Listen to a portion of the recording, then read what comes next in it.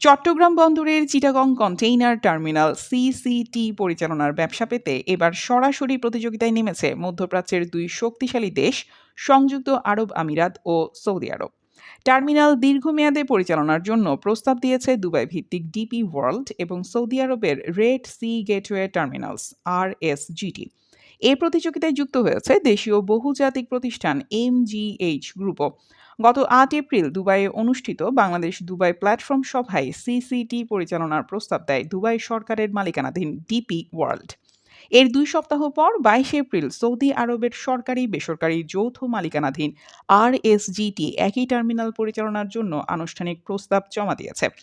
এতদিন পর্যন্ত দুই দেশ চট্টগ্রাম বন্দরের পৃথক দুটি টার্মিনাল ঘিরে আগ্রহ দেখালেও এবারই প্রথম একই টার্মিনালকে কেন্দ্র করে তাদের প্রতিযোগিতা প্রকাশ্য রূপ নিল।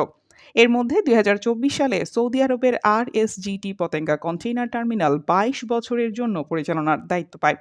অন্যদিকে new mooring container terminal NCTDP ওয়ার্ল্ডের হাতে ইজারা দেওয়ার প্রক্রিয়া এখনও চলমান।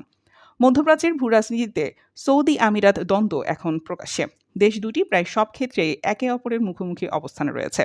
পহেলা মে সৌদি নেতৃত্বাধীন তেল রপ্তানিকারক দেশগুলোর জোট ওপেক থেকে বেরিয়ে গেছে সংযুক্ত আরব আমিরাত। বন্দর সংশ্লিষ্ট ব্যক্তিরা বলছেন, এই প্রতিযোগিতা শুধু বন্দর ব্যবসার নয়, বরং মধ্যপ্রাচ্যের ভূরাজনৈতিক প্রস্তাব বিস্তারের অংশ। সাম্প্রতিক বছরগুলোয় সৌদি আরব ও আমিরাত প্রায় সব কৌশলগত খাতেই প্রতিদ্বন্দ্বিতামূলক অবস্থানে রয়েছে।